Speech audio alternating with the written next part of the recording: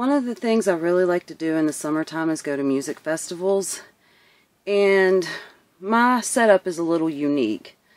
So I'm taking these curtain lights. I will pop a picture of what they look like up on the screen, and I'm turning them a little more decorative. So what I've been doing is taking these flowers. Let me turn around. I'm going to turn my camera around so I can show you. I'm taking these flowers and I'm adding them to the strands.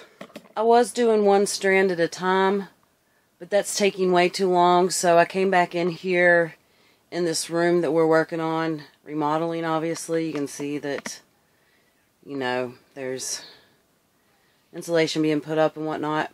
I came back here because this is the only place where I can really spread the whole light strand out without my dogs interrupting me. I'm going to put on a video on YouTube, and I'm going to sit back here and work on these strands. And this one's already got several done. Whenever I show you my setup, you'll know how I made these, where they came from. I just got some curtain lights off Amazon that are battery operated, and I'm gluing flowers on them with some E6000. I know this lighting isn't great, but I'm sitting inside, so sorry about that.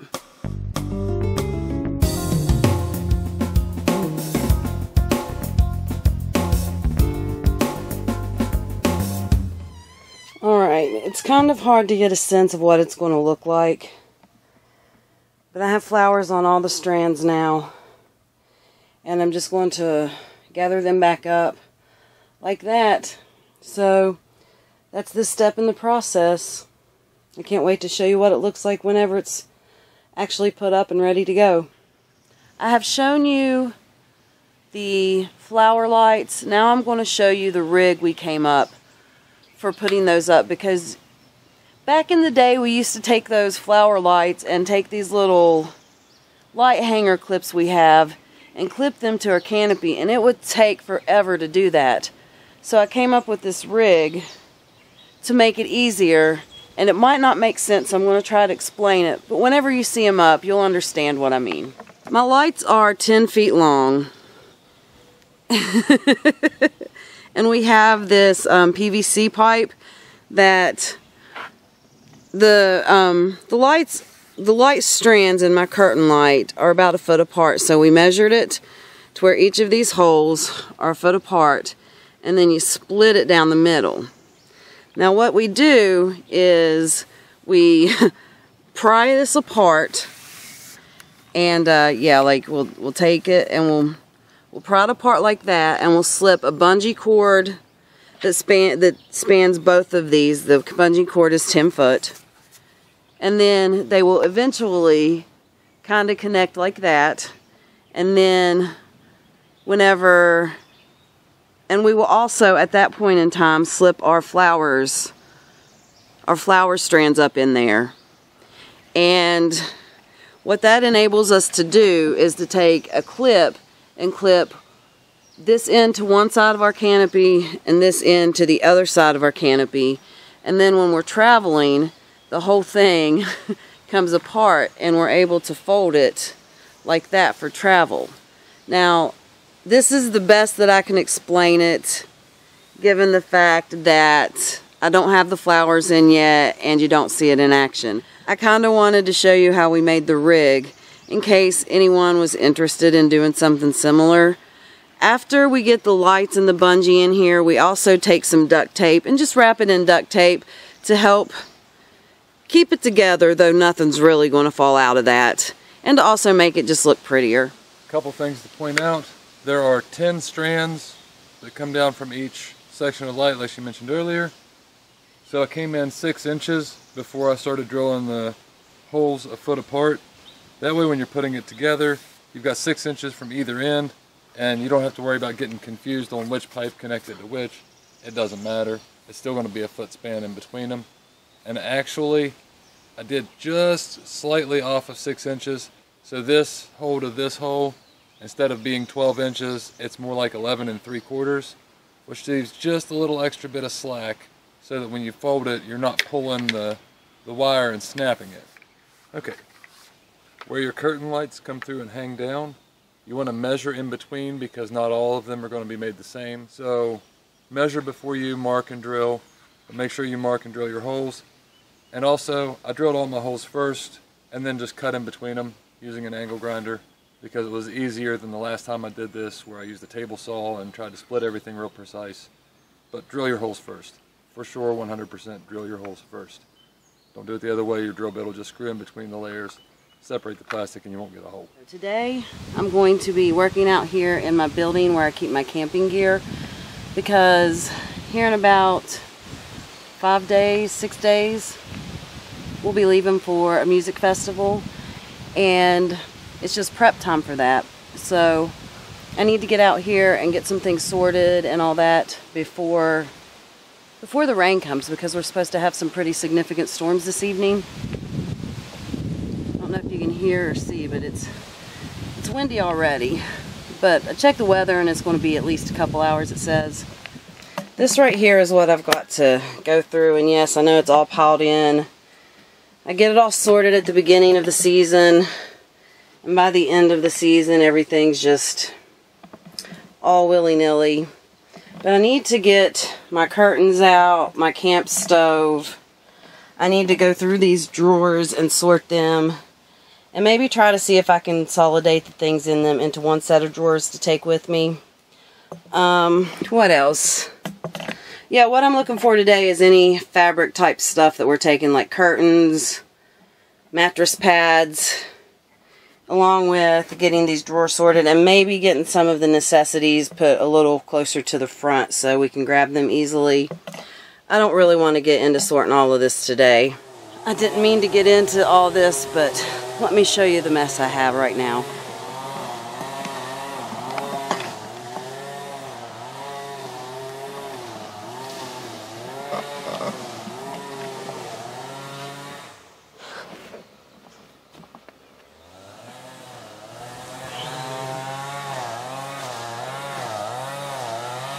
I'm trying to take all the stuff that I don't need and put them in this set of drawers, and all the stuff I do need and put them in that set of drawers. Maybe once I'm done, I'll give you a quick drawer tour. Plus gathering stuff like steaks and all kinds of different crap. So, alright, here's where I'm at now. Hopefully you can hear me over the weed eating, but this is where I got to today. I'm going to give you a quick tour of my drawers, and I'm going to show you in my building. First off, this doesn't look much different, but I did get the stuff that I'm going to take on this side. Actually, these two things can go there. And then the stuff that I'm not taking is mostly on this side.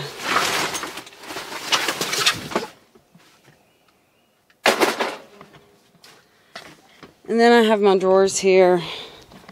This is for bungees and hooks and string. And this one here is for lights and batteries and my solar chargers. And this one is more for kitchen type stuff. It's got spoons and baggies and wipes and just random other stuff. I've got a hot water bottle in case it gets crampy or someone has a headache or something. And so that's kind of what these drawers are. This is stuff that I need for other projects or I need to take in. This right here is stuff that I need to take in and give a scrub down, like my camp stove.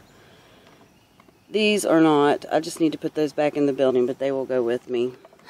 It's not the most fun thing to do for camping, but it's a necessary thing. At some other point, I will get my building cleaned out and more organized. I just don't have time to do it before we leave because it's planting time. We're trying to get all the yard stuff done as well as pack for a festival. So once the planting part of the season slows down a little bit, I'll probably pick a nice overcast day where there's not going to be rain and just come out here and take everything out, reorganize it, and put it back in.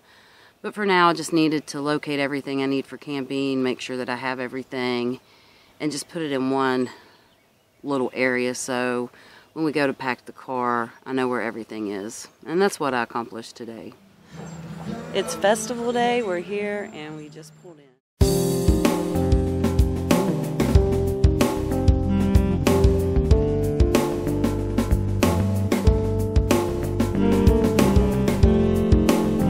This is what it looks like whenever the lights are brought down. We travel with them folded like that when you let them down. And that's what they look like hanging there. I know it was kind of hard to explain. And this is that rig we made. It's got pink tape around it, not the yellow string, but above that.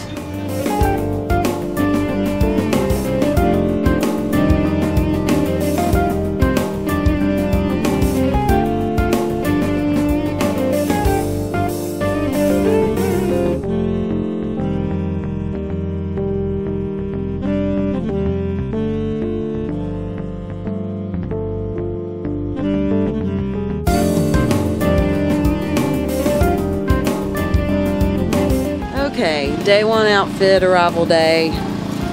We always try to wear something comfy because we'll be setting up all this.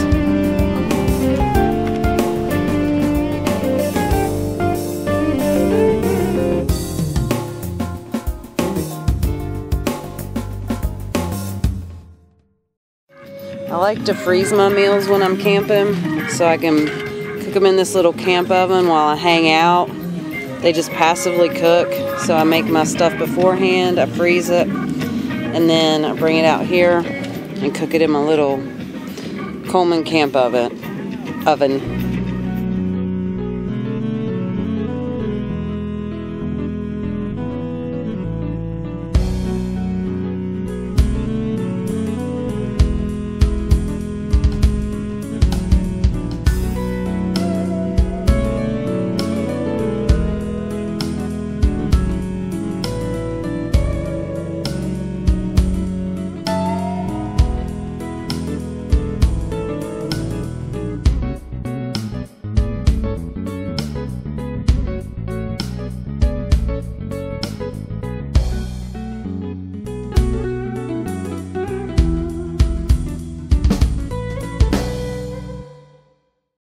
One more time, everybody sing with me now.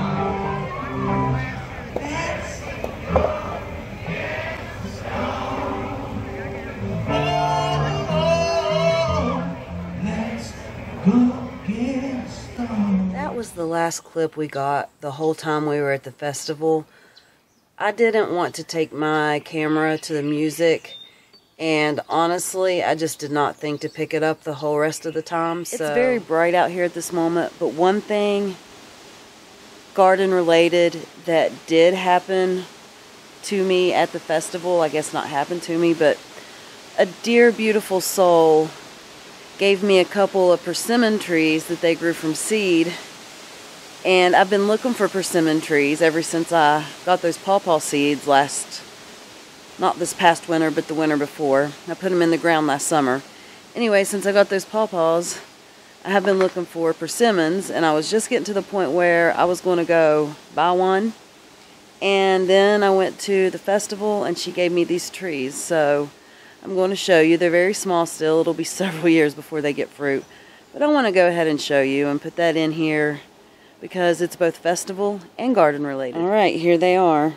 She gave me two because you need two of them. And I think what I'm going to do is put them in a huge pot, let them grow for a year or two, and then find a place to put them in the ground. I think that that's what I'm going to do. I think that's what I've decided on. The hardest thing to do after you get back from a weekend away is get motivated. I usually come back feeling refreshed with new ideas, but have trouble actually getting up and doing things. So right now, in the spirit of not wanting to do things but getting up and doing them anyway, I'm going to go help organize this little building that my camping gear goes in, and put up our camping gear in hopefully a little bit more orderly fashion. We're just taking everything out of here and seeing what needs to stay, what can be thrown away, what can go somewhere else, what can be given away. And then the rest of it we'll try to put back in as orderly of a manner as we can given the limitations of our building.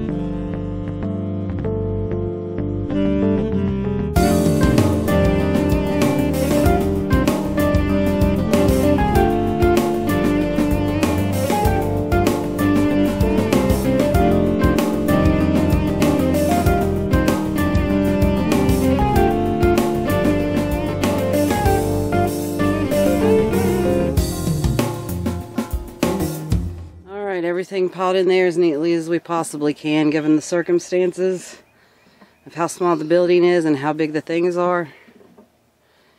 Now all I need to do is grab the coolers and we're done with that little project. Oh, I better put up my umbrella here. Alright.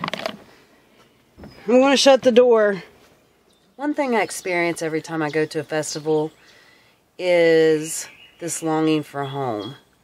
Now when I go, I get so refreshed. I get mentally stimulated. There's something to be said about being around so many free thinking, creative people, and just the way that spreads and the way that it just permeates, and it just refreshes me mentally and emotionally and just helps me with my perspective and my paradigm. But also it reminds me of how much I love to be home and how much that I am a homebody and it's just my preferred place, and I miss my gardens and my dogs and just all the things that I get to do when it's warm out. And so it's a very much needed thing because festivals do challenge me. I very much have social anxiety and I have a tendency to isolate myself sometimes because it's just the way I'm happiest. So I do find it a necessary thing to do things that I love that forces me to be around other people, like going to see music, because I feel like I do need to challenge myself to do things that maybe I'm uncomfortable with, because we all have to do those things in life.